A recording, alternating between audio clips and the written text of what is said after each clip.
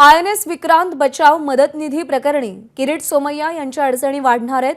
मुंबई पोलिसांनी केलेला closure report दंडाधिकारी कोर्टाने फेटाळलेला आहे। सोमय्या यांच्या विरुद्ध आरोपांबाबत अधिक चौकशी गरजेची असल्याचं कोर्टाने म्हटलेलं आहे आणि कोर्टाने क्लोजर रिपोर्ट फेटाळलेला आहे। मुंबई मुख्य महादंडाधिकारी कोर्टातील अतिरिक्त महानगर दंडाधिकारी SP शिंदे यांनी हा निर्णय घेतलाय।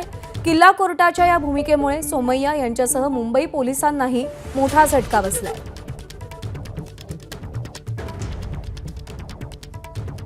अमेय राणे आपले प्रतिनिधी आपल्याला अधिक अपडेट देतील। अमेय, क्लोजर रिपोर्ट फेटाळत असताना कोर्टाने काय निरीक्षण नोंदवली?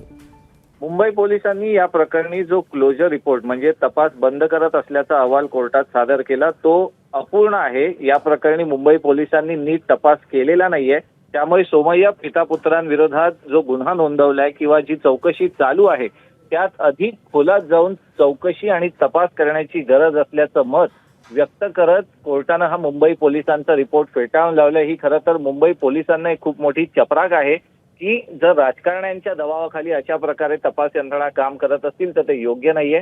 त्याचबरोबर भाजप नेते किरीट सोमय्या आणि त्यांचे पुत्र नील सोमय्या यांच्या अडचणी कुठेतरी वाढण्याची शक्यता आहे, कारण की जर मुंबई पोलिसांचा हा क्लोजर रिपोर्ट फेटाळला आहे तर या प्रकरणी आता पोलिसांना पुन्हा नव्यानं चौकशी आणि तपास करावा लागेल।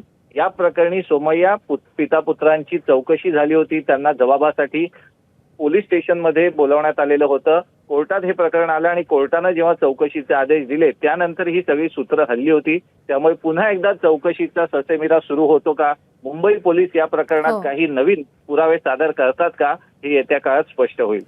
अमेय, धन्यवाद दिलेल्या अपडेटसाठी। ABP माझा, उघडा डोळे बघा नीट।